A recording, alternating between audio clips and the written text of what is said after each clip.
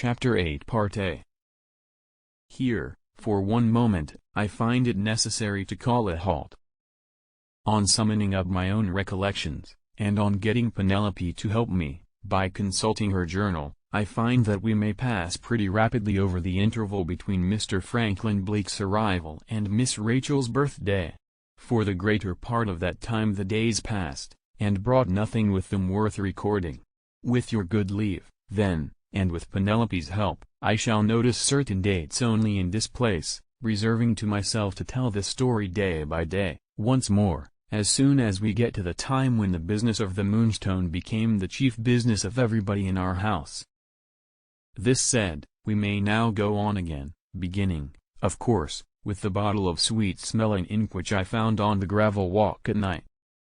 On the next morning, the morning of the 26th, I showed Mr. Franklin this article of jugglery, and told him what I have already told you. His opinion was, not only that the Indians had been lurking about after the diamond, but also that they were actually foolish enough to believe in their own magic, meaning thereby the making of signs on a boy's head, and the pouring of ink into a boy's hand, and then expecting him to see persons and things beyond the reach of human vision. In our country, as well as in the East, Mr. Franklin informed me, there are people who practice this curious hocus-pocus, without the ink, however, and who call it by a French name, signifying something like brightness of sight. Depend upon it, says Mr. Franklin, the Indians took it for granted that we should keep the diamond here, and they brought their clairvoyant boy to show them the way to it, if they succeeded in getting into the house last night. Do you think they'll try again, sir? I asked. It depends, says Mr. Franklin, on what the boy can really do.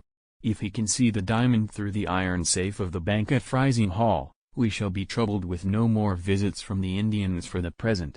If he can't, we shall have another chance of catching them in the shrubbery, before many more nights are over our heads. I waited pretty confidently for that latter chance, but, strange to relate, it never came. Whether the jugglers heard, in the town, of Mr. Franklin having been seen at the bank, and drew their conclusions accordingly, or whether the boy really did see the diamond where the diamond was now lodged, which I, for one, flatly disbelieve, or whether, after all, it was a mere effect of chance, this at any rate is the plain truth, not the ghost of an Indian came near the house again, through the weeks that passed before Miss Rachel's birthday. The jugglers remained in and about the town plying their trade, and Mr. Franklin and I remained waiting to see what might happen, and resolute not to put the rogues on their guard by showing our suspicions of them too soon. With this report of the proceedings on either side, ends all that I have to say about the Indians for the present. On the 29th of the month, Miss Rachel and Mr. Franklin hit on a new method of working their way together through the time which might otherwise have hung heavy on their hands. There are reasons for taking particular notice here of the occupation that amused them. You will find it has a bearing on something that is still to come. Gentlefolks in general have a very awkward rock-ahead in life, the rock-ahead of their own idleness. Their lives being, for the most part, passed in looking about them for something to do. It is curious to see, especially when their tastes are of what is called the intellectual sort, how often they drift blindfold into some nasty pursuit. 9 times out of 10 they take to torturing something, or to spoiling something, and they firmly believe they are improving their minds, when the plain truth is, they are only making a mess in the house. I have seen them, ladies, I am sorry to say, as well as gentlemen, go out, day after day, for example, with empty pillboxes, and catch newts, and beetles, and spiders, and frogs, and come home and stick pins through the miserable wretches, or cut them up, without a pang of remorse, into little pieces. You see my young master, or my young mistress, poring over one of their spiders' insides with a magnifying glass, or you meet one of their frogs walking downstairs without his head, and when you wonder what this cruel nastiness means, you are told that it means a taste in my young master or my young mistress for natural history. Sometimes, again, you see them occupied for hours together in spoiling a pretty flower with pointed instruments, out of a stupid curiosity to know what the flower is made of. Is its color any prettier, or it's scent any sweeter, when you do know. But there, the poor souls must get through the time, you see, they must get through the time. You dabbled in nasty mud, and made pies, when you were a child, and you dabble in nasty science, and dissect spiders, and spoil flowers, when you grow up. In the one case and in the other, the secret of it is, that you have got nothing to think of in your poor empty head, and nothing to do with your poor idle hands.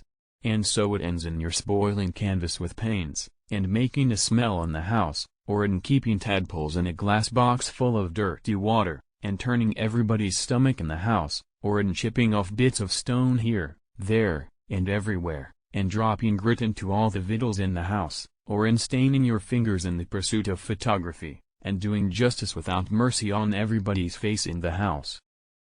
It often falls heavy enough, no doubt, on people who are really obliged to get their living, to be forced to work for the clothes that cover them, the roof that shelters them, and the food that keeps them going.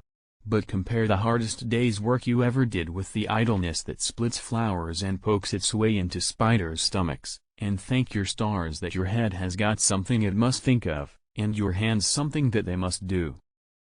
As for Mr. Franklin and Miss Rachel, they tortured nothing, I am glad to say. They simply confined themselves to making a mess, and all they spoilt, to do them justice, was the paneling of a door. Mr. Franklin's universal genius, dabbling in everything, dabbled in what he called decorative painting. He had invented, he informed us, a new mixture to moisten paint with, which he described as a vehicle. What it was made of, I don't know. What it did, I can tell you in 2 words, it stank. Miss Rachel being wild to try her hand at the new process, Mr. Franklin sent to London for the materials, mixed them up, with accompaniment of a smell which made the very dogs sneeze when they came into the room, put an apron and a bib over Miss Rachel's gown, and set her to work decorating her own little sitting room, called, for want of English to name it in, her boudoir. They began with the inside of the door. Mr. Franklin scraped off all the nice varnish with pumice stone, and made what he described as a surface to work on. Miss Rachel then covered the surface, under his directions and with his help, with patterns and devices, griffins, birds, flowers, cupids, and such like, copied from designs made by a famous Italian painter, whose name escapes me, the one, I mean, who stocked the world with Virgin Maries, and had a sweetheart at the baker's. Viewed as work, this decoration was slow to do, and dirty to deal with. But our young lady and gentleman never seemed to tire of it. When they were not riding, or seeing company, or taking their meals, or piping their songs, there they were with their heads together, as busy as bees, spoiling the door. Who was the poet who said that Satan finds some mischief still for idle hands to do? If he had occupied my place in the family, and had seen Miss Rachel with her brush, and Mr. Franklin with his vehicle, he could have written nothing truer of either of them than that. The next date worthy of notice is Sunday the 4th of June. On that evening we, in the servants' hall, debated a domestic question for the first time, which, like the decoration of the door, has its bearing on something that is still to come. Seeing the pleasure which Mr. Franklin and Miss Rachel took in each other's society, and noting what a pretty match they were in all personal respects, we naturally speculated on the chance of their putting their heads together with other objects in view besides the ornamenting of a door. Some of us said there would be a wedding in the house before the summer was over. Others, led by me, admitted it was likely enough Miss Rachel might be married, but we doubted, for reasons which will presently appear, whether her bridegroom would be Mr. Franklin Blake.